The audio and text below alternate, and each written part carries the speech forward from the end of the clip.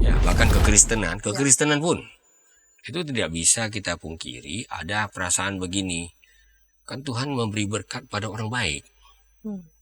Untuk orang yang tidak baik baru dia berikan yang jelek-jelek gitu. Nah, sehingga kalau ada anak lahir dalam keadaan tidak sesuai dengan harapan, nah itu langsung dicari itu tali temali kausalnya, penyebabnya ini ya. Nah, itulah manusia ini. Perlu ini saksi lain ini. Orang tua yang kita tanya gitu. Ini yang begitu, kalau orang udah punya prasangka semua dikeluarkan untuk membenarkan prasangka itu dan pokoknya, untuk menyalahkan kebenaran. Pembelajaran menjadi sebuah penyingkapan tentang soal melihat terang dengan tidak melihat terang. Nah, ini yang sulit dipahami oleh orang-orang Farisi ya. Sehingga mereka merasa tersindir ya. Nah, apa kami juga termasuk yang buta itu? Ya gitu. Itu sebenarnya nggak perlu mereka tanya gitu, udah jelas gitu.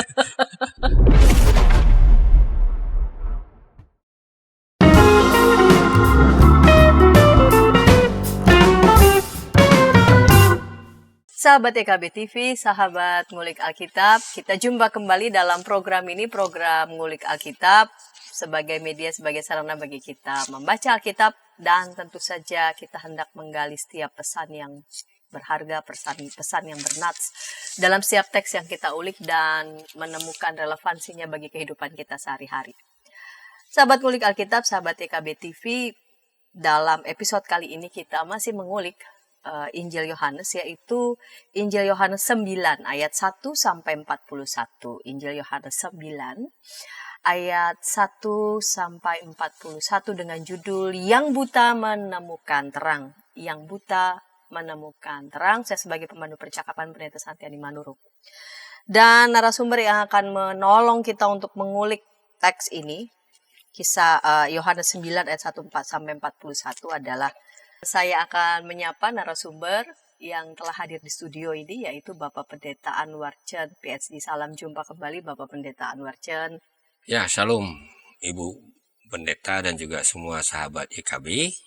Sama-sama kita belajar dalam program Ngulik Alkitab kali ini. Ya, kita akan awali dalam doa. Mari Pak Pendeta dapat memimpin kita dalam doa. Mari kita berdoa. Allah Tritunggal Maha Kudus, terima kasih karena Engkau memberi kepada kami kesempatan supaya bersama-sama Tuhan kami membuka hati kami untuk dicerahkan oleh sabda ilahi. Khususnya hari ini, bukakan mata batin kami untuk melihat terang-Mu, supaya bersama-sama Tuhan kami benar-benar mengakui siapa Engkau sesungguhnya bagi hidup kami dan bagi hidup dunia ini. Dalam Yesus Kristus, amin. Amin. Injil Yohanes 9 ayat 1 sampai 41, perikop ini diberi judul Orang yang Buta Sejak Lahirnya. Saya akan membacanya. Waktu Yesus sedang lewat, ia melihat seorang yang buta sejak lahirnya. Murid-muridnya bertanya kepadanya, "Rabi, siapakah yang berbuat dosa? Dia sendiri atau orang tuanya sehingga ia dilahirkan buta?" Jawab Yesus, "Bukan dia dan bukan juga orang tuanya, tetapi supaya pekerjaan-pekerjaan Allah dinyatakan di dalam dia. Kita harus mengerjakan pekerjaan Dia yang mengutus aku selama masih siang. Akan datang malam ketika tidak ada seorang pun yang dapat bekerja. Selama aku di dalam dunia, akulah terang dunia." Setelah ia mengatakan semuanya itu, ia meludah ke tanah dan membuat lumpur dengan ludah itu, lalu mengoleskannya pada mata orang buta itu dan berkata kepadanya, "Pergilah, basuhlah dirimu dalam kolam Siloam." Siloam artinya yang diutus. Orang itu pun pergi membasuh dirinya lalu kembali dan dapat melihat. Tetangga-tetangganya dan mereka yang dahulu mengenalnya sebagai pengemis berkata, "Bukankah dia ini yang selalu duduk dan mengemis?" Ada yang berkata, "Benar, dialah ini." Ada pula yang berkata, "Bukan, tetapi ia serupa dengan orang itu." Ia sendiri berkata, "Benar, akulah dia." Lalu kata mereka kepadanya, "Bagaimana matamu menjadi celik?" Jawabnya, "Orang yang disebut Yesus itu membuat lumpur, mengoleskannya pada mataku dan berkata kepadaku, 'Pergilah ke Siloam dan basuhlah dirimu.' Lalu aku pergi dan setelah aku membasuh diriku, aku dapat melihat." Mereka berkata kepadanya, "Di manakah dia?" Jawabnya, "Aku tidak tahu." Mereka membawa orang yang tadinya buta itu kepada orang-orang Farisi. Adapun hari waktu Yesus membuat lumpur dan mencelikan mata orang itu adalah hari Sabat. Karena itu orang-orang Farisi bertanya lagi kepadanya, bagaimana matanya menjadi celik? Jawabnya, ia mengoleskan lumpur pada mataku, lalu aku membasuh diriku dan sekarang aku dapat melihat. Lalu kata sebagian orang-orang Farisi itu, orang ini tidak datang dari Allah sebab ia tidak memelihara hari Sabat. Namun yang lain berkata, bagaimana seorang berdosa dapat membuat tanda mujizat yang demikian? Lalu timbullah pertentangan di antara mereka. Kata mereka lagi kepada orang buta itu, dan kau apa katamu tentang dia karena ia telah mencelikan matamu? Jawabnya, ia seorang nabi.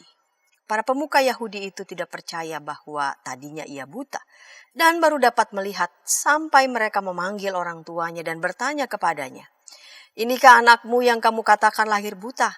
Kalau begitu bagaimana ia sekarang dapat melihat? Lalu jawab orang tuanya, yang kami ketahui ialah bahwa dia ini anak kami dan lahir buta. Tetapi bagaimana ia sekarang dapat melihat, kami tidak tahu. Dan siapa yang mencelikan matanya, kami tidak tahu juga. Tanyakanlah kepadanya sendiri. Ia sudah dewasa, ia akan berkata-kata untuk dirinya sendiri. Orang tuanya berkata demikian, karena mereka takut kepada orang-orang Yahudi, sebab para pemuka Yahudi itu telah sepakat bahwa setiap orang yang mengaku dia sebagai Mesias akan dikucilkan. Itulah sebabnya orang tuanya berkata, ia telah dewasa, tanyakanlah kepadanya sendiri. Mereka memanggil untuk kedua kalinya orang yang tadinya buta itu dan berkata kepadanya, beri kemuliaan bagi Allah. Kami tahu bahwa orang itu orang berdosa. Jawabnya, apakah orang itu orang berdosa aku tidak tahu. Namun satu hal aku tahu bahwa aku tadinya buta dan sekarang dapat melihat. Kata mereka kepadanya, apakah yang diperbuatnya padamu? Bagaimana ia mencelikan matamu? Jawabnya kepada mereka, telah kukatakan kepadamu dan kamu tidak mendengarkannya. Mengapa kamu hendak mendengarnya lagi? Barangkali kamu mau menjadi muridnya juga. Sambil menghina mereka berkata kepadanya, engkau murid orang itu tetapi kami murid-murid Musa. Kami tahu bahwa Allah telah berfirman kepada Musa. Tetapi tentang dia itu kami tidak tahu dari mana ia datang. Jawab orang itu kepada mereka, sungguh mengherankan kamu tidak tahu dari mana ia datang, sedangkan ia telah mencelikan mataku. Kita tahu bahwa Allah tidak mendengarkan orang-orang berdosa. Sebaliknya setiap orang yang saleh dan melakukan kehendaknya, dialah yang didengarkannya. Dari dahulu sampai sekarang tidak pernah terdengar bahwa ada orang yang memelekkan mata orang yang dilahirkan buta. Jikalau orang ini tidak datang dari Allah, ia tidak dapat berbuat apa-apa. Jawab mereka kepadanya, engkau ini lahir sama sekali dalam dosa dan kau hendak mengajar kami. Lalu mereka mengusir dia keluar. Yesus mendengar bahwa ia telah diusir keluar oleh mereka. Kemudian ia bertemu dengan dia dan berkata, percayakah engkau kepada Anak Manusia? Jawabnya, siapakah dia Tuhan? Supaya aku percaya kepadanya. Kata Yesus kepadanya, engkau telah melihat dia dan dia adalah yang sedang berkata-kata dengan engkau. Katanya, aku percaya Tuhan. Ia pun sujud menyembahnya. Lalu kata Yesus, aku datang ke dalam dunia untuk menghakimi supaya mereka yang tidak melihat dapat melihat dan supaya mereka yang dapat melihat menjadi buta. Kata-kata itu didengar oleh beberapa orang Farisi yang berada di situ dan mereka berkata kepadanya, apakah kami juga buta? Jawab Yesus kepada mereka, sekiranya kamu buta, kamu tidak berdosa. Tetapi karena sekarang kamu berkata, kami melihat, maka tetaplah dosamu. Iya, baik Pak Pendeta, ini tadi saya sudah membaca Yohanes pasal 9 ayat 1 sampai 41. Dengan judul yang buta menemukan terang. Pada perikop sebelumnya ini beberapa hal yang cukup argumentatif ya, tentang kebenaran yang memerdekakan keturunan Abraham yang tidak berasal dari Allah, pasal 8, dan Yesus ada sebelum Abraham. Lalu pasal 9 jadi ada narasi. Iya, ini Pak Pendeta mengawali di segmen yang pertama ini mau bicara tentang apa dari perdebatan ya antara tentang kebenaran, tentang siapa Yesus. Lalu kemudian di Yohanes pasal 9 ini tentang narasi, sebuah kisah peristiwa orang yang buta sejak lahirnya. Jadi kita bisa bayangkan ya, terima kasih Ibu Pendeta untuk pertanyaan ini. Kalau kita masih ingat di Yohanes 8 itu ada polemik yang cukup sengit ya. siapa ini orang ini? Banyak yang meragukan Yesus, lalu di puncaknya Yesus mengatakan, sebelum Abraham ada, aku sudah ada, gitu ya. Nah, reaksi orang Yahudi itu adalah ambil batu mau lempari dia, gitu. Ya. Nah, itu kan semuanya kurang lebih terjadinya dekat-dekat dengan Bait Suci ya. Ya. Konteksnya di Yerusalem. Lalu ya tentu dia berjalan lagi keluar dari situ. Nah, ternyata di situ ya kalau kita ikuti secara kronologis ada seorang buta. Kerjanya mengemis. Itu. Sehingga ini memunculkan pertanyaan di antara para murid. Sebenarnya diskusi ini awalnya dari para murid sendiri. Ya. Kalau ada bayi dan bayi ini lahir buta, nah, gimana kira-kira persoalannya? Nah, tentu ini ada kaitan dengan perikop sebelumnya. Tapi sebelum Yesus menjawab itu, sebenarnya kita diperhadapkan dengan sebuah peristiwa mukjizat. Kan begitu ya? Nah, karena kita bisa mengerti ya, bahwa biasanya kalau ada yang cacat, apakah itu mata, telinga, atau bagian tubuh, ya, itu semuanya membuat orang selalu mengaitkan dengan hukuman. Ya, jadi ini bukan cerita 2000 tahun lalu. Ya. Sampai sekarang pun seperti Masih itu ada ya yang masyarakat begitu. kita ya. Ya, tentu masyarakat kita bukan tidak mengerti genetika gitu. Ya, saya dapati bahkan orang-orang yang mengerti genetika pun ternyata kalau sudah ada yang cacat lah, yang lahir sakit-sakitan dan sebagainya itu cenderung Langsung mengaitkan dengan kesalahan. Ada apa ini? Nah, gitu ya. Ini kan sebenarnya kejam ya. Ya. Orang tua kalau bayinya lahir yang harusnya semua bertepuk tangan, bergembira gitu. Tiba-tiba Dia disambut justru bukan disambut dengan kegembiraan, tapi dengan kata-kata yang sering menghakimi. Kalaupun tidak diucapkan, mereka sering merasa dituding. Ada apa dengan orang tuanya, kan gitu ya. Nah, ini tentu tidak 100% salah. Karena pemikiran manusia, kalau bicara soal etika, itu selalu mengaitkan yang terjadi dalam hidup ini dengan hidup yang baik atau tidak baik. Begitu ya. Karena rata-rata di berbagai budaya, termasuk agama, tidak terkecuali Yudaisme, ya bahkan kekristenan pun, itu tidak bisa kita pungkiri ada perasaan begini. Kan Tuhan memberi berkat pada orang baik. Untuk orang yang tidak baik baru dia berikan yang jelek-jelek gitu. Nah, sehingga kalau ada anak lahir dalam keadaan tidak sesuai dengan harapan, nah itu langsung dicari itu tali temali kausalnya, penyebabnya ini ya. Nah, itulah manusia ini. Ini keusilan yang biasa gitu dalam masyarakat kita. Jadi itu saya katakan kejam. Coba seorang ibu, hatinya pasti juga terluka ya ketika lihat anak ini bagaimana.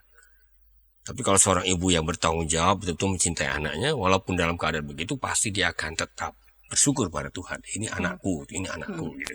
Dan saya sudah lihat itu. Tapi bagaimanapun komentar dari kiri kanan kan, Ya. itu sering Ya. benar-benar menjadi sebuah komentar yang mendatangkan trauma. Ya. Ada sesuatu yang tidak beres. Terus Ya. menerus. Kalau tidak pada dirinya, bahkan sebagian mentelusuri pada orang tuanya gitu. Wah, jangan-jangan dulu orang tuamu kejam atau apa gitu. Nah, ini hubungan tanda kutip karma inilah yang perlu dibereskan. Ya. Kalau kita pakai istilah karma, kita pinjam ya. Nah, Yesus katakan tidak. Cara berpikir linear seperti itu yang cenderung menghakimi ini perlu diluruskan karena tidak semua kasus sama. Kita kan suka generalisasi, tapi tidak semua kasus sama.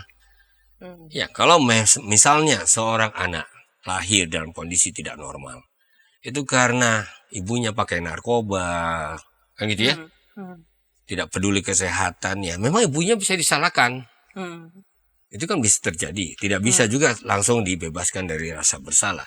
Tapi kalau dia dalam kondisi normal, tidak melakukan apa-apa, nah itu yang kita perlu lihat kembali. Dan di sini saya kira penting sekali kita memahami bagaimana Yesus melihat ini.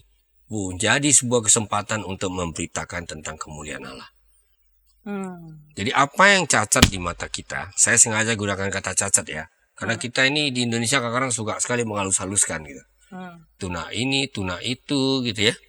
Nah, itu tidak mengecilkan, memang kita perlu menghormati orang-orang yang difabel ya. Gitu ya istilahnya sekarang ya. Jangan-jangan udah berubah lagi nih. Berubah terus soal ini. Iya. Ya, tapi intinya adalah ya, ketika kondisi-kondisi fisik kita tidak baik-baik saja, ada sesuatu yang kurang, itu jangan langsung serta-merta dikaitkan dengan hukuman dari Tuhan. Kalau kita sebagai pribadi tentu boleh saja kita berefleksi. Ini pesan Tuhan apa di balik ini? Tapi bukan tugas orang lain untuk memberi penilaian seakan-akan itu memang adalah hukuman dari Tuhan. Nah, ini yang perlu benar-benar jelas. Ya. Nah, pada zaman Yesus itu kadang-kadang ya sumber-sumber rabinik ya sesudah Yesus maksud saya. Kadang-kadang bahkan menganjurkan, kalau nanti ketemu dengan orang cacat, orang buta, orang lumpuh atau punya cacat lainnya, orang beriman itu malah dianjurkan untuk mengatakan, Tuhan dimuliakanlah engkau sebagai hakim. Wah, ngeri sekali. Mereka dijadikan sumber pujian bahwa Tuhan itu hakim gitu. Ya. Ini kan kelihatannya positif, tapi ini kan sangat negatif. Terima kasih Tuhan, engkaulah hakim sejati, makanya orang ini cacat. Wih, ngeri sekali saya pikir itu yang terjadi itu ya. Nah, ini yang membuat kita jadi perlu meninjau ulang firman Tuhan itu tidak boleh dimengerti terlalu harfiah. Memang dalam Keluaran pasal 20 jelas ya. Larangan untuk menyembah ilah yang lain disebut dengan sebuah peringatan. Karena Tuhan akan membalas kesalahan, pelanggaran, dosa dari Bapa sampai keturunan ketiga dan keempat. Itu ada dalam Keluaran 20 ayat 5 misalnya. Nah, kalau ini dibaca harfiah, wah, pantas itu anak cacat. Pantas dia lahir buta. Kenapa? Karena ini mungkin dosa keturunan ketiga atau keempat ini. Nah, ini yang betul-betul membuat kita sadar. Ternyata ketika Yesus datang, kita diajak untuk melihat bahkan yang kurang sempurna, yang kurang sesuai dengan harapan, dengan perspektif baru. Dan perspektif baru ini justru dengan melihat bahwa di dalam itu Tuhan sedang berkarya. Saya kira ini penting, sangat penting. Ya, karena kita cenderung tidak melihat dalam hal-hal yang kurang sesuai harapan itu pun Tuhan berkarya. Nah, inilah yang terjadi dalam episode kali ini ketika kita mengulik tentang orang buta yang sejak lahir, ya, yang kemudian dipulihkan oleh Yesus. Iya, ini menarik pembukaannya. Jadi justru dimulai dari pertanyaan murid-muridnya ya, ketika melihat orang yang buta sejak lahir, siapakah yang berbuat dosa, dia sendiri atau orang tuanya sehingga ia dilahirkan buta? Jawab Yesus, bukan dia dan bukan juga orang tuanya, tetapi supaya pekerjaan-pekerjaan Allah dinyatakan dalam dia. Dan kita akan melihat di ayat selanjutnya, pekerjaan Allah seperti apa yang akan dinyatakan di dalam diri orang tersebut. Kita akan ulik bersama segmen kedua, namun sebelumnya kita dengarkan pesan-pesan berikut ini.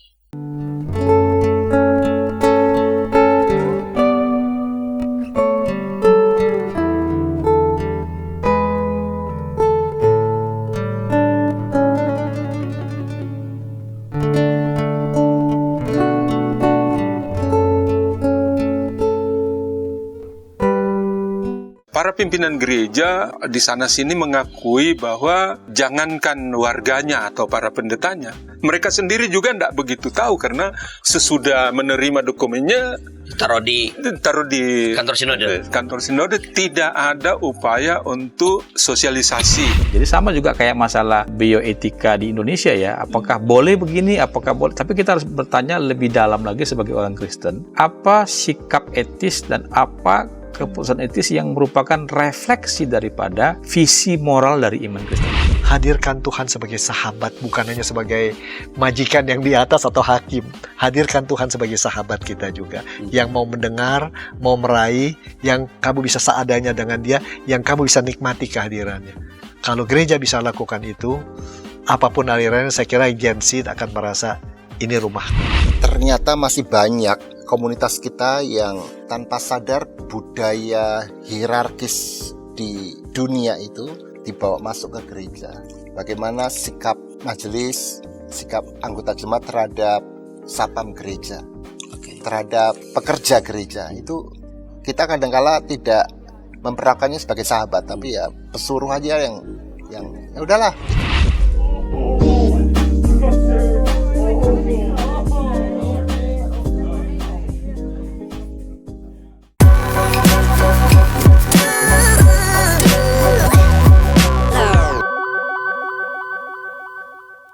Sahabat EKB TV, sahabat Ngulik Alkitab, senang masih bersama dengan kami dalam program Ngulik Alkitab. Kita sedang mengulik Injil Yohanes 9 ayat 1 sampai 41, Injil Yohanes 9 ayat 1 sampai 41. Episode kali ini diberi judul Yang Buta Menemukan Terang. Kita memasuki segmen yang kedua dengan narasumber Bapak Pendeta Anwar Chen PhD. Baik, mari Pak Pendeta kita lanjutkan di segmen yang kedua ini. Jawab Yesus, bukan dia dan bukan juga orang tuanya, tetapi supaya pekerjaan-pekerjaan Allah dinyatakan di dalam dia. Kita harus mengerjakan pekerjaan dia yang mengutus aku selama masih siang. Akan datang malam ketika tidak ada seorang pun yang dapat bekerja. Selama aku dalam dunia, akulah terang dunia. Ini menarik sekali dari mulai pertanyaan murid, siapa yang berbuat dosa, bukan dia, bukan orang tuanya. Pekerjaan Allah dinyatakan dalam dia.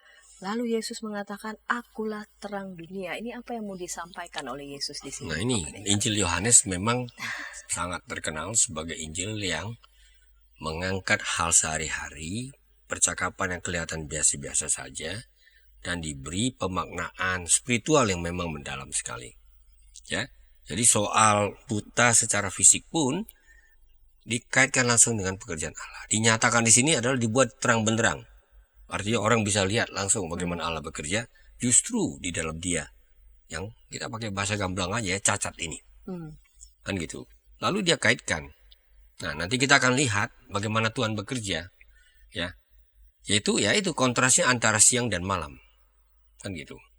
Jadi kalau kita mengerjakan pekerjaan dia selama masih siang, ya tentu siang ini berarti terang ya.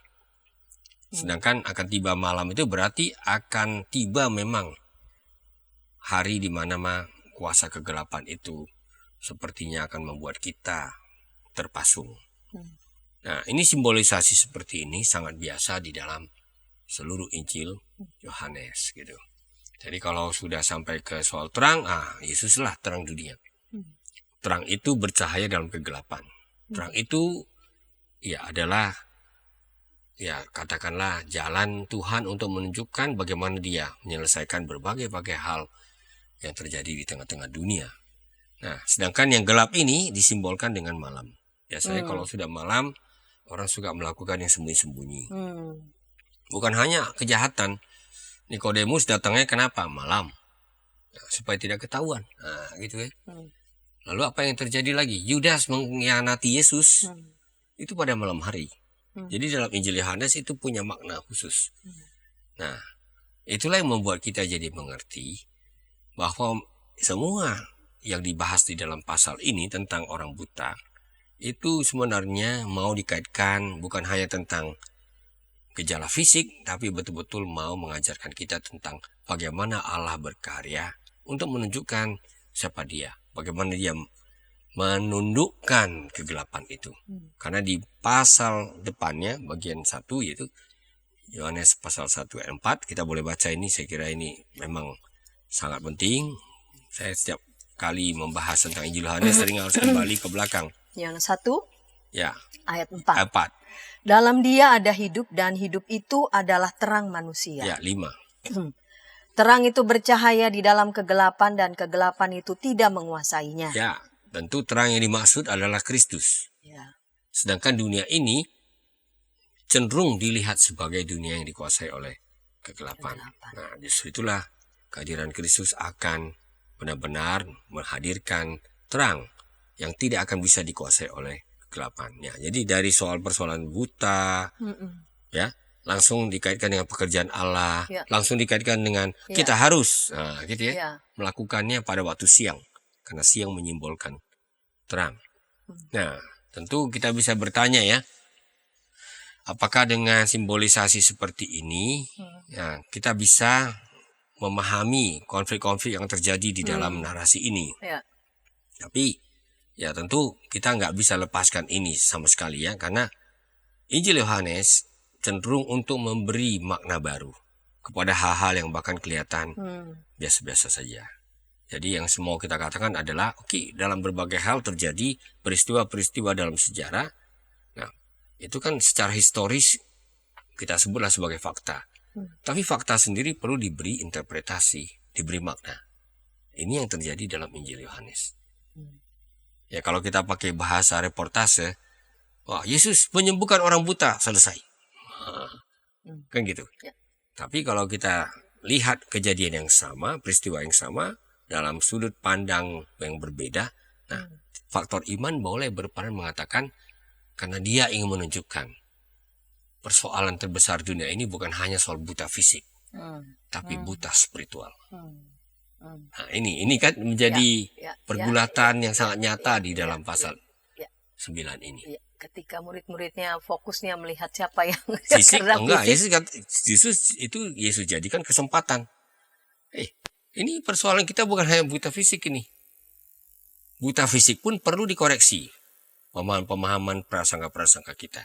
Tapi yang sering terjadi adalah ya yang kelihatannya tidak buta. Nah, ini persoalan terbesarnya.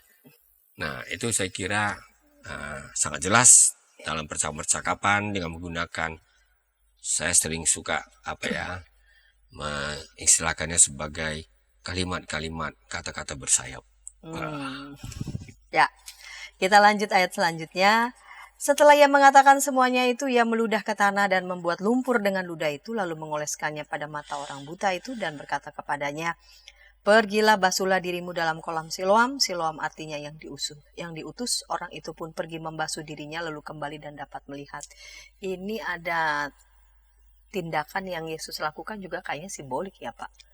Lumpur, ada ludah, lalu kemudian menyuruh orang buta ini membasuh dirinya dalam kolam Siloam. Ini menarik. Apa ada kebiasaan yang dikenali pada saat itukah lumpur nah, memang, dan ludah? Ya, kita hanya bisa menangkap dari beberapa referensi ya. Kalau kita baca Markus 7 ayat 33 itu tentang orang tuli ya yang disembuhkan. Nah, Yesus pakai ludah juga. Lalu nanti di pasal 8 ayat 23 Yesus juga pakai ludah gitu. Nah, ini tentu ada semacam keyakinannya di zaman kuno itu memang ludah punya efek penyembuhan. Mujarab istilahnya. Gitu. Dan ternyata itu bukan hanya di dalam Alkitab. Ya, misalnya sejarawan Tacitus itu bicara tentang Vespasianus ya, yang ternyata bisa menyembuhkan orang buta dengan ludahnya gitu. Jadi ada keyakinan-keyakinan dasar tentang ludah ini. Meskipun dalam perkembangan belakangan itu dilihat sebagai sesuatu yang bisa menajiskan orang. Ya, jadi lihat ya, hal yang sama bisa dilihat secara sangat berbeda. Nah, terlepas dari soal ludah, mungkin ini salah satu penafsirnya adalah Profesor Craig Keener, itu pernah saya baca. Nah, ini ketika bicara soal lumpur, kita jadi ingat tentang tanah. Lumpur itu kan sebenarnya tanah yang lembab, banyak air, seperti itu ya. Nah, tanah yang kebanyakan air lah kira-kira gitu. Ya, lumpur. Nah, ini membuat jadi kita ingat pada penciptaan manusia pada pasal Kejadian pasal 2 ayat 7. Karena manusia itu dibuat dari tanah. Dan ini secara simbolik mau mengatakan, nah, yang dilakukan oleh Tuhan di sini adalah memulihkan dia seperti pada penciptaan manusia yang pertama. Seperti itu ya. Sehingga penggunaan lumpur dan ludah tentu ini tidak hanya secara material, tapi diberi juga sebuah interpretasi tentang pemulihan ciptaan. Ya, itu dia. Nah, lalu sesudah itu dia baru diutus ke kolam Siloam. Ini kan permainan kata ya. Ya, orang itu diutus. Kolam itu namanya diutus. Nah, ini diutus ke kolam diutus. Nah, ini kan menarik ya. Permainan kata seperti itu. Nah, ini misalnya kenapa berbeda dengan kolam Bethesda? Kita ingat di pasal 5 ada orang lumpuh. Nah, kolam itu pada dirinya sendiri tidak bisa menghasilkan mukjizat. Betul. Jadi ya kita perlu hati-hati ya, karena orang sekarang kadang-kadang percaya wah ada tempat keramat gitu. Enggak. Ya. Di Bethesda ketika malaikat turun, nah situ baru Ya. ada keyakinan bahwa orang akan mulai penyembuhan. Nah, di Siloam sebenarnya penyembuhnya adalah Yesus. Kan Yesus yang menyembuhkan Iya. melalui apa yang dia lakukan terhadap orang buta ini. Ya. Nah, yang dia lakukan adalah justru untuk membuktikan bahwa engkau benar-benar sudah sembuh. Sehingga dibasuhlah dirinya di Siloam. Makanya jangan heran kalau untuk yang Kristen, Bethesda, Siloam itu sering jadikan nama rumah sakit. Iya. Ya. Simbol pemulihan. Simbol pemulihan sebenarnya di situ ya. Dan dia sembuh. Nah, kita lihat di ayat selanjutnya, nih ayat 8, ada beberapa respon ketika mulut ke mulut, ada yang langsung melihat, yaitu tetangga-tetangganya Ya, yang pertama kali mengenali bahwa bukankah dia ini yang selalu duduk dan mengemis. Lalu tetangga satu ngomong, iya benar. Lalu kemudian terus mulut ke mulut, dan timbullah nih, bingung ini siapa yang menyembuhkannya. Ya, lalu kemudian dibawa ke orang-orang Farisi, lalu kemudian disitulah menimbulkan pertanyaan sana dan sini. Ada juga orang Farisi yang mengatakan terbelah rasanya ya, karena dilakukannya rasanya di hari Sabat. Orang ini tidak datang dari Allah, ia tidak melihara hari Sabat. Bagaimana seorang berdosa dapat membuat tanda mukjizat yang demikian? Ya. Ini rasanya orang Farisinya juga terbagi dua, sampai lalu kemudian orang tuanya, sampai lagi ditanyai yang bersangkutan. Ini menarik dari beberapa respon orang-orang ini. Apa yang mau disampaikan dari kitab Injil Yohanes? Nah, inilah contoh bahwa sebuah kebenaran pun selalu bisa digugat. Dan digugat menariknya bukan fakta, tapi melalui prasangka. Ya nggak benar aja. Karena dalam pemahaman tradisional waktu itu, kita akui ya, kalau orang cacat, orang sakit, dan lain-lain, pokoknya yang serba negatif, nah ini tentu ada hal yang dilakukan, kalau bukan dia oleh orang tuanya. Kan gitu. Tapi yang terjadi memang ini spektakuler. Orang yang dikenal sehari-hari cacat, ternyata sembuh. Sehingga menimbulkanlah pertanyaan, siapa yang melakukan ini? Kenapa bisa? Sampai-sampai mereka kurang percaya. Jangan-jangan ada kembarannya. Ini. Jadi bicara tentang penjelasan rasional, jangan pikir itu zaman kita. Zaman dulu pun sama. Iya, dituntut penjelasan rasionalnya. Penjelasan rasional, ya. nampaknya yang mirip dia ini gitu ya. Ya. Karena gini, kalau orang buta sejak lahir, itu sulit sekali membayangkan bahwa orang ini bisa sembuh. Mungkin dari yang mereka kenal ya, dalam kehidupan masyarakat, ya kebanyakannya justru tidak pernah mengalami pemulihan. Tapi ini mengalami pemulihan, sehingga ini menimbulkan diskusi. Apa yang terjadi? Makanya dia ditanya gitu, sebenarnya apa yang terjadi pada dirimu? Nah, ini orang buta ini hanya menjawab secara deskriptif ya.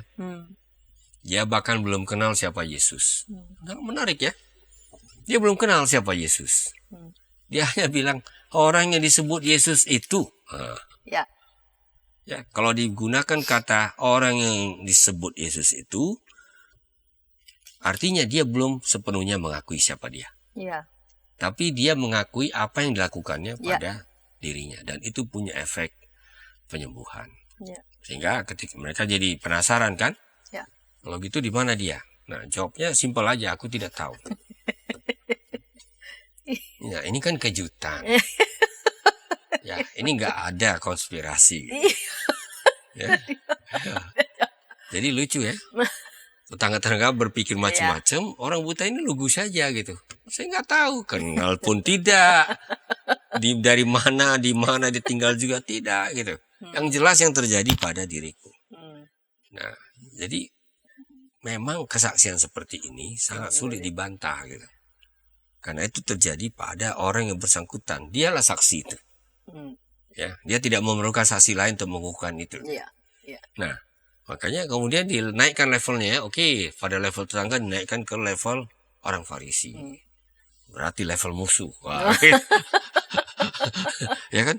Kalau tetangga sudah mulai meragukan dia, kan gitu. Nah, tentu bidikannya adalah ketika bicara Farisi, yang dalam Injil Yohanes jelas ya, pemuka Yahudi, Farisi inilah lawan-lawan Yesus. Nah, langsung dikaitkan motifnya ini. Maka ayat 14 mengatakan, adapun hari waktu Yesus membuat lumpur, menyembuhkan itu hari Sabat. Sengaja diberi keterangan hari Sabat. Supaya ini menjadi sebuah polemik yang bernuansa religius ya. Wah, karena kan kita tahu Sabat tidak boleh melakukan sesuatu. Tapi ini persis yang dikerjakan oleh Yesus kan dalam kitab-kitab Injil. Bukan hanya Injil Yohanes. Ya.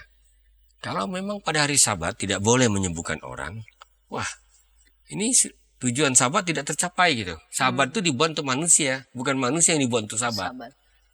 Itu kita baca Injil-Injil lainnya. Tapi di sini dia menggunakan cara yang lain untuk mengatakan itu. Nah, disitulah rupanya langsung prasangka membenarkan keyakinan agama. Saya kadang-kadang kalau baca ini merasa, oh hati-hati kita ini ya. Kita punya agama beriman, nah ini bisa jadi prasangka ini. Karena ada prasangka mengatakan, loh, kalau orang berdosa tidak mengikuti Sabat, ini nggak mungkin ini. Orang ini bisa melakukan mukjizat. Ini pasti ada sesuatu yang tidak benar. Jadi malah dia coba ubah skenarionya. Ya. Pengakuanmu yang tidak benar. Ini. Sebenarnya inilah yang disebut hoax. Ya. Sesuatu yang faktanya benar pun dipelintir supaya tidak benar. Untuk membenarkan prasangka. Nah, ini terjadi gitu. Jadi kita seperti melihat siaran ulangannya sekarang ini gitu. Dalam berbagai peristiwa gitu. Kalau udah nyata-nyata dia benar kok.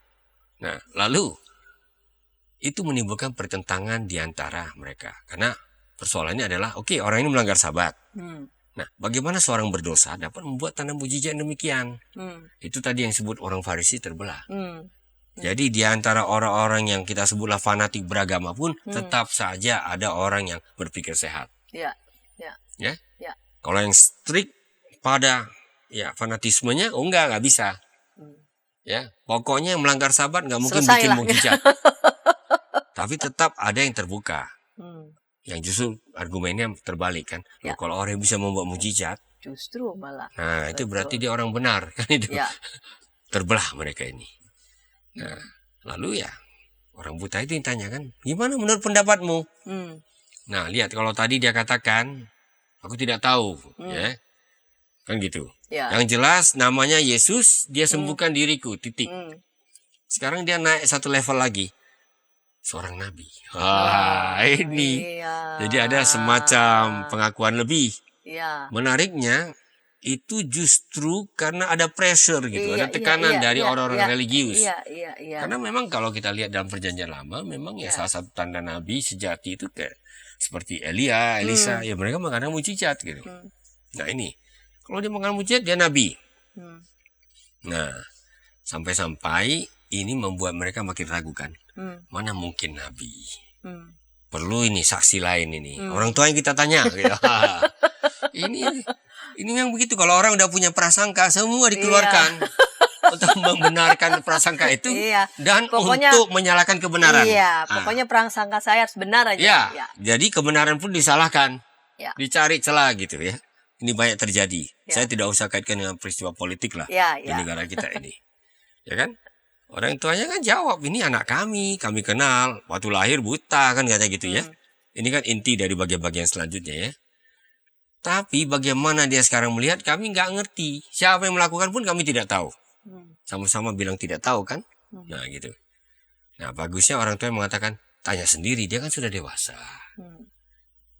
Di satu sisi ini bisa dilihat sebagai sebuah upaya untuk cari aman. Tapi di sisi lain saya pikir benar sekali dia.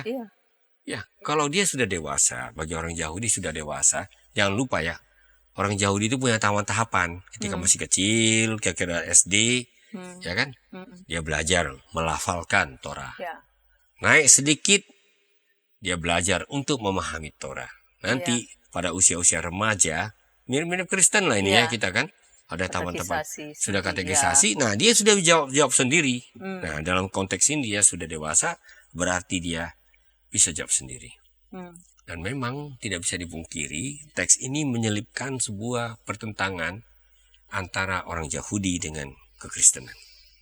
Judaisme kekristenan rupanya di Injil Yohanes ini mulai menunjukkan Perpisahan. semacam perpisahan. Karena orang tuanya takut dikucilkan. Ya. Ada catatan di ayat 22, mari kita Ya. baca ya. Orang tuanya berkata demikian karena mereka takut kepada orang-orang Yahudi, sebab para pemuka Yahudi itu telah sepakat bahwa setiap orang yang mengaku dia sebagai Mesias akan dikucilkan. Nah, itu dia. Nanti kita lihat di abad kedua atau penghujung abad pertama ya. Nanti justru ketika Judaisme sudah betul-betul berpisah dengan kekristenan, ada yang disebut dengan birkat haminim, kutukan bagi orang-orang murtad. Ya. Jadi orang-orang Kristen itu dianggap orang-orang murtad. Supaya mereka akan dihukum, tidak akan mendapat bagian dalam kerajaan yang akan datang. Nah, ini dia, ya. Nah, makanya di sini istilah dikucilkan, ya kalau saya baca ya dalam bahasa Yunani ya, aposunagogos. Kalau sunagogos itu kan dari kata sinagoge. Ya. Kalau apo berarti dikeluarkan, sudah keluar. Hmm. Jadi dengan kata lain, ini suatu istilah yang mau mencerminkan bahwa siapa yang mengaku Yesus sebagai Kristus, Mesias, itu akan dikeluarkan dari sinagoga. Ya, jadi maksud saya adalah begini, sebuah peristiwa yang sudah terjadi, itu bisa diceritakan ulang dalam perspektif konflik belakangan hari. Ini yang terjadi. Ya, nanti orang-orang Kristen, sebenarnya kalau disebut orang-orang Kristen, dulu ini sebut nggak bisa dibedakan. Ini pokoknya orang Yahudi, orang Yahudi Mesianik, ya kan?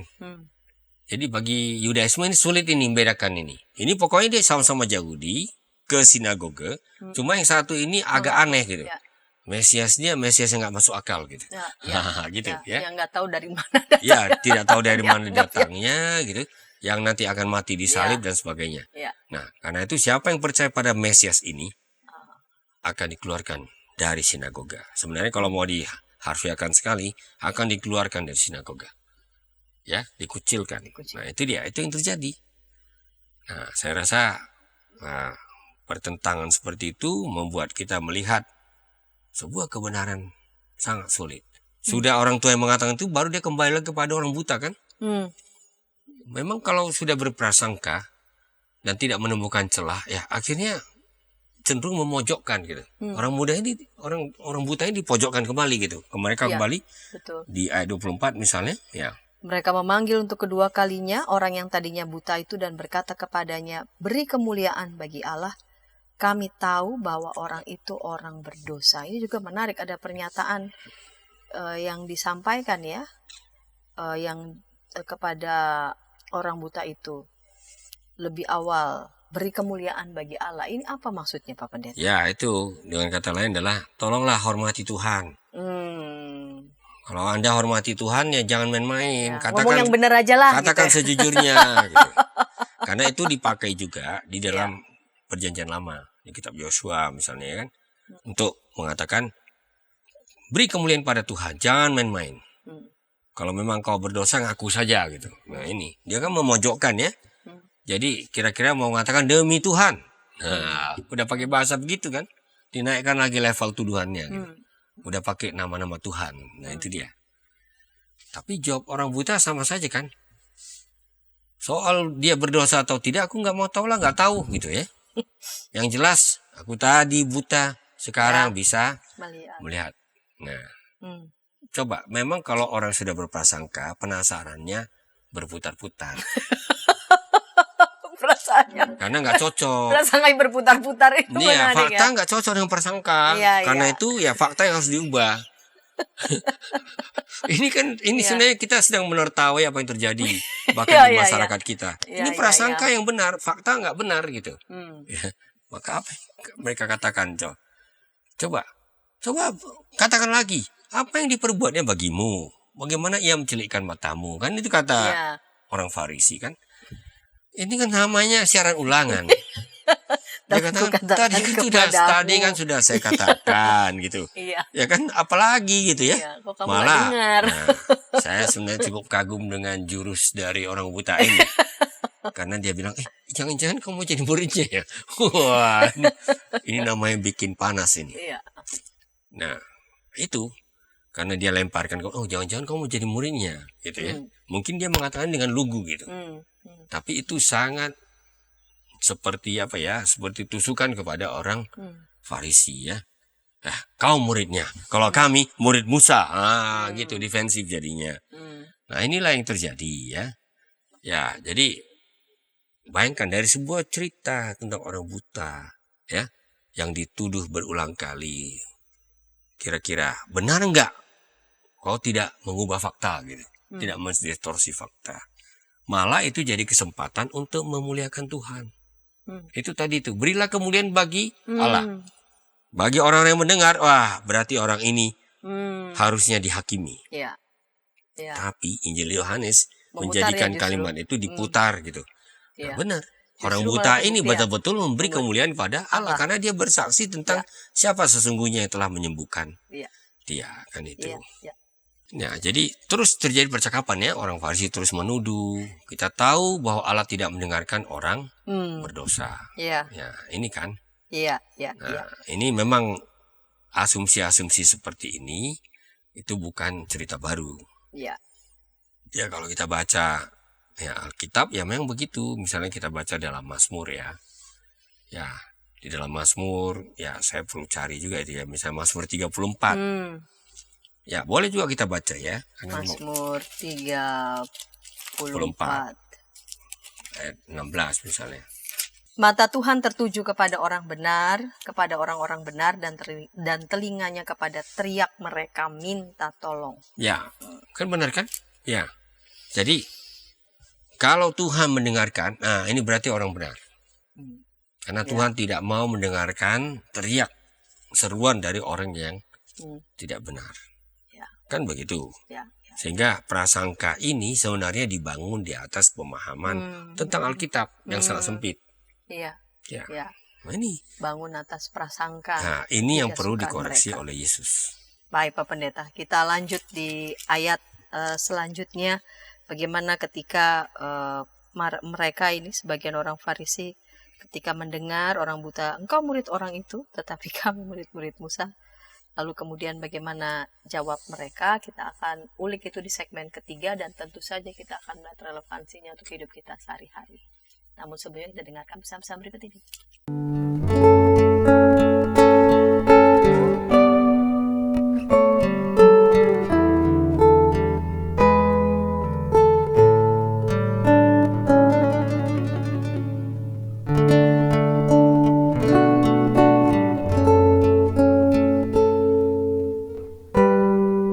Para pimpinan gereja di sana sini mengakui bahwa jangankan warganya atau para pendetanya, mereka sendiri juga tidak begitu tahu karena sesudah menerima dokumennya taruh di kantor sinode tidak ada upaya untuk sosialisasi. Jadi sama juga kayak masalah bioetika di Indonesia ya, apakah boleh begini, apakah boleh, tapi kita harus bertanya lebih dalam lagi sebagai orang Kristen, apa sikap etis dan apa keputusan etis yang merupakan refleksi daripada visi moral dari iman Kristen. Hadirkan Tuhan sebagai sahabat, bukan hanya sebagai majikan yang di atas atau hakim. Hadirkan Tuhan sebagai sahabat kita juga, yang mau mendengar, mau meraih, yang kamu bisa seadanya dengan dia, yang kamu bisa nikmati kehadirannya. Kalau gereja bisa lakukan itu, apapun alirannya, saya kira Gen Z akan merasa ini rumah.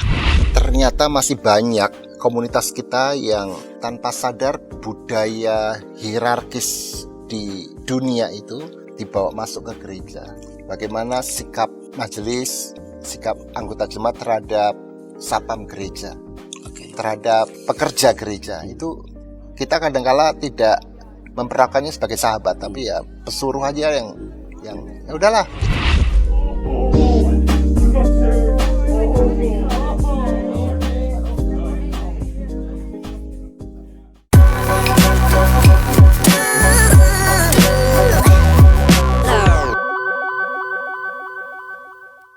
Sahabat YKB TV, sahabat ngulik Alkitab, senang masih bersama dengan kami dalam program ini. Kita sedang mengulik Injil Yohanes 9 ayat 1-41 dengan judul Yang Buta Menemukan Terang.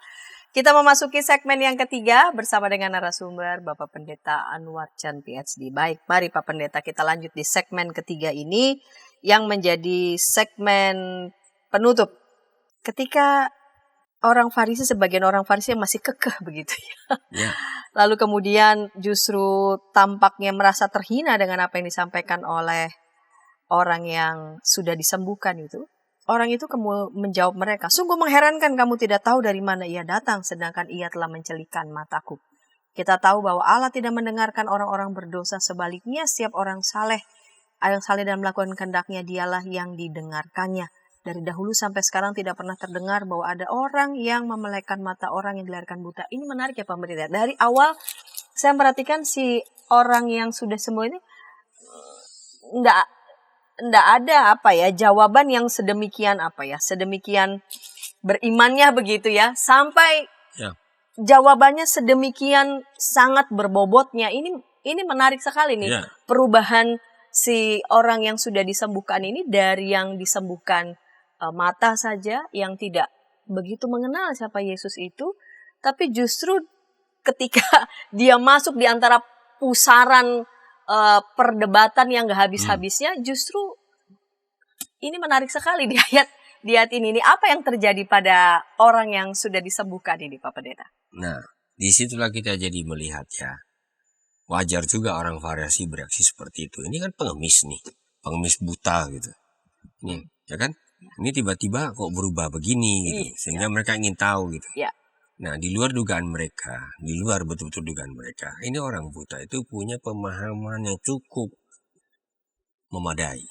Saya sebutlah memadai, gak usah mendalam. Kan aneh dia bilang, ya kan? Kalau ini orang berdosa, Tuhan tidak dengar. Tapi ini orang didengarkan Tuhan, karena dia membuat saya sembuh. Jadi dia kembali menegaskan ulang, saya sembuh. Karena saya sembuh, rasa-rasanya gak mungkin lah orang ini berdosa. Kan Tuhan tidak dengar doa orang berdosa gitu ya.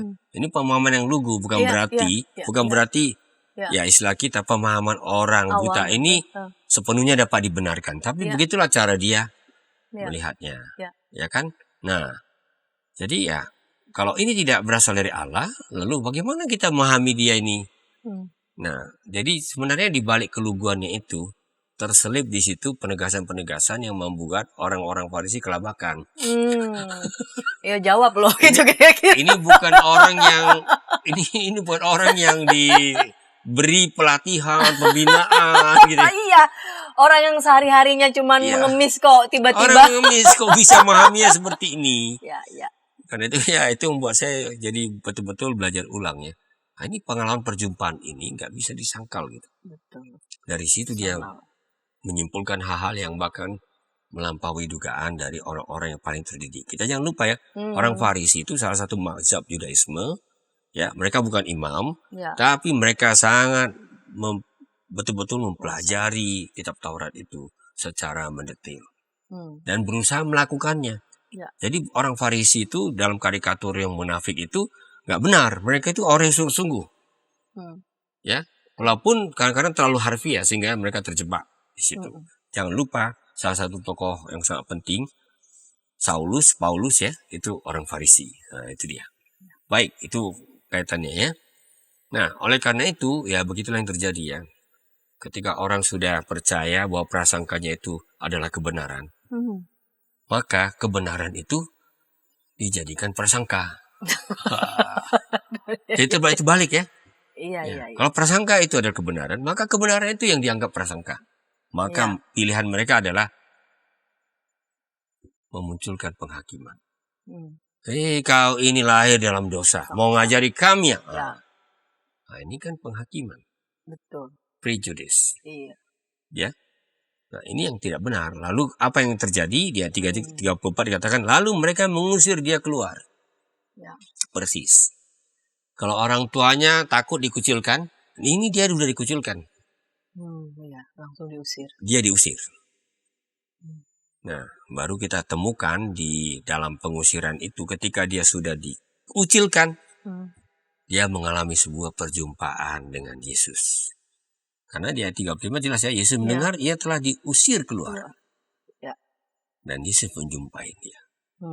Barulah terjadi percakapan yang sungguh-sungguh bermakna tentang siapa yang menyembuhkan orang buta ini. Ya kan? Ya, betul. Dia mulai dengan pertanyaan, percayakah engkau kepada anak manusia? Ya, tentu anak manusia sini tidak lain dari Yesus sendiri ya. Dalam arti itu. Nah, 36 yang membuat kita merasa yakin, dia sendiri sebenarnya betul-betul tidak tahu siapa Yesus. Iya, siapakah Ya, dia? kalau Tuhan? dia sudah tahu, kan dia tinggal mengatakan, oh ini Tuhanku. Iya. Jadi ada sebuah proses perjumpaan. Dan perjumpaan itu bukan hasil dari sebuah konspirasi. Gitu. Ada skenario-nya yang sudah disusun. Dia sendiri mengalami semacam perkembangan ya. Betul. Tadi aku tidak tahu. Iya. Lalu ini nabi. Iya, Kan itu. betul. Makin lama makin ini, naik. Ini pokoknya aku tahu orangnya tidak berdosa. Gitu. Iya. Yang jelas dia dari Tuhan, dari Allah. Gitu. Nah, ketika dia bertemu Yesus baru ditanya, siapakah dia Tuhan supaya aku percaya kepadanya. Nah, dan Yesus pakai kata-kata yang agak memutar ya. Engkau telah melihat dia dan dia yang sedang berkata-kata dengan engkau. Nah, inilah baru luar biasa kan. Coba lihat ayat 36. Di TB2 sengaja digunakan siapakah dia Tuhan. Ya kan? Ya. Supaya lebih jelas. Ya. Artinya dia belum kenal ini. Betul. Di dalam bahasa Yunani ini Kyrios, Tuhan. Ya. Tapi di ayat 38 sengaja TB2 menerjemahkan Tuhan. Iya. Katanya aku percaya Tuhan. Itu padahal kata yang sama dalam bahasa Yunani. Nah, jadi dari Tuhan diakui menjadi Tuhan. Karena dia sudah disingkapkan matanya untuk bisa melihat siapa orang yang telah menyembuhkan dia dan sekarang berkata kepadanya. Maka wajar kalau dia pun sujud menyembahnya. Nah, ini nggak sembarang ini boleh menyembah orang ini. Dia sampai kepada pemahaman pengakuan itu. Inilah dia yang tidak lain daripada Tuhan sendiri. Nah, baru nanti di bagian terakhir perjumpaan dengan orang buta ini ternyata menjadi sebuah polemik terhadap orang Farisi. Berapa orang ya? Nah, ini dia ya. Iya. Apakah kami juga buta ini? Karena di ayat 39 ya, lalu kata Yesus, aku datang ke dalam dunia untuk menghakimi supaya mereka yang tidak melihat dapat melihat dan supaya mereka yang dapat melihat menjadi buta. Kata-kata itu didengar oleh beberapa orang Farisi yang berada di situ dan mereka berkata kepadanya, apakah kami juga buta? Jawab Yesus kepada mereka, sekiranya kamu buta, kamu tidak berdosa. Tetapi karena sekarang kamu berkata-kata kami melihat, maka tetaplah dosamu. Jadi mau dikatakan Yesus ini sebetulnya orang Farisi ini buta atau enggak? Nah, ini kan soal penghakiman. Yang menarik di sini, Injil Yohanes kembali menggunakan nuansa-nuansa menghakimi. Krisis. Jadi dalam bahasa Yunani, krisis itu penghakiman. Ya, kalau kita bilang, oh krisis gitu, maksudnya penghakiman. Ya. Ada semacam proses memilah. Nah, itu dia. Nah, kalau di Yohanes 3:37 mengatakan, Allah mengutus anaknya bukan untuk menghakimi, tapi untuk menyelamatkan, gitu ya. Padahal di sini untuk menghakimi. Tapi menghakimi tujuannya untuk memisahkan. Siapa yang melihat terang dengan siapa yang menolak terang. Nah, ini dia. Ya. Makanya di Yohanes 3:19, ini pertalian antara bagian-bagian Injil Yohanes sangat menarik. Yohanes 3:19, ya, kita baca, inilah hukuman. Hukuman itu krisis dalam bahasa Yunani. Terang telah datang ke dalam dunia, tapi manusia lebih menyukai kegelapan daripada terang. Kan gitu. Jadi ada semacam paradoks. Bukan untuk menghakimi, tapi untuk menghakimi. Yaitu melalui sebuah proses pengakuan. Orang Farisi yang mengatakan mereka celik ya matanya bisa melihat, tidak melihat kebenaran itu. Dengan kata lain mereka sebenarnya sudah terhakimi. Nah, itu paling jelas kalau kita membaca di bagian lain pasal 12. Ya. Misalnya pasal 12 ayat 47 ya. Jikalau seseorang mendengar perkataanku tetapi tidak melakukannya, aku tidak menghakiminya, sebab aku datang bukan untuk menghakimi dunia, melainkan untuk menyelamatkannya. Ya, ayat 48. Siapa yang menolak aku dan tidak menerima perkataanku, ia sudah ada hakimnya. Firman yang telah kukatakan, itulah yang akan menghakiminya pada akhir zaman. Ya. Ya, ini paradoks lagi. Ya, oke, Yesus tidak bertindak sebagai hakim, tetapi kebenaran itulah menjadi hakim. Di sinilah terasa bahwa oke, betul, aku menghakimi antara orang yang bisa melihat terang dengan yang tidak melihat terang. Ya. Ini kan soal keberpihakan ini. Ya. Nah, jadi menarik ini dalam narasi yang satu ini melalui peristiwa mukjizat memulihkan penglihatan orang buta, ternyata Injil Yohanes memperkenalkan pada kita atau mengajak kita untuk mendalami bagaimana peristiwa ini menjadi sebuah pembelajaran, menjadi sebuah penyingkapan tentang soal melihat terang dengan tidak melihat terang. Nah, ini yang sulit dipahami oleh orang-orang Farisi, ya, sehingga mereka merasa tersindir, ya. Ya. Nah, Apa kami juga termasuk yang buta itu? Ya, gitu? itu sebenarnya nggak perlu mereka tanya gitu, udah jelas gitu. Ya, itu dia. Ya, jadi mereka mau mengatakan bahwa mereka mau mengklaim bahwa kami nggak buta loh, kami ini terang. Maka Yesus bilang ya, maka tetaplah dosamu. Lain hal kalau mereka bilang bahwa ya kami nggak melihat, karena gitu tolonglah supaya kami melihat, begitu. Dan itu wajar klaim seperti itu. Kenapa? Karena mereka adalah orang-orang yang paling serius belajar Torah. Dengan kata lain, mereka tahu kebenaran gitu. Bagaimana engkau mengatakan kami buta? Tapi disitulah Yesus mau tunjukkan pada mereka bahwa mereka tidak bisa melihat terang. Siapa terang itu? Dirinya sendiri. Kan gitu. Akulah terang dunia. Terang itu sudah datang, tetapi dunia ternyata tidak bisa menerima dia.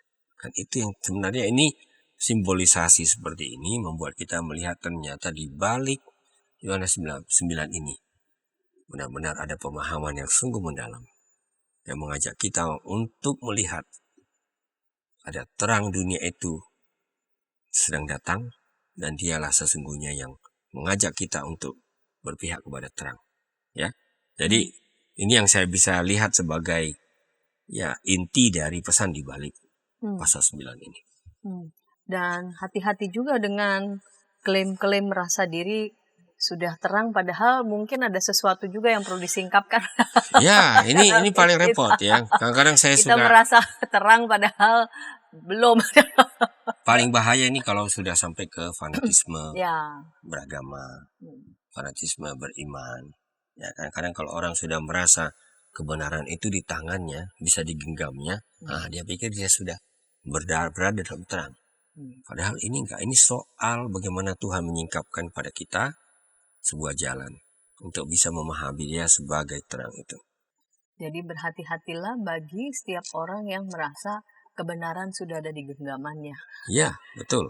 Karena Tuhan bisa hadir dengan cara yang sangat mengejutkan kita.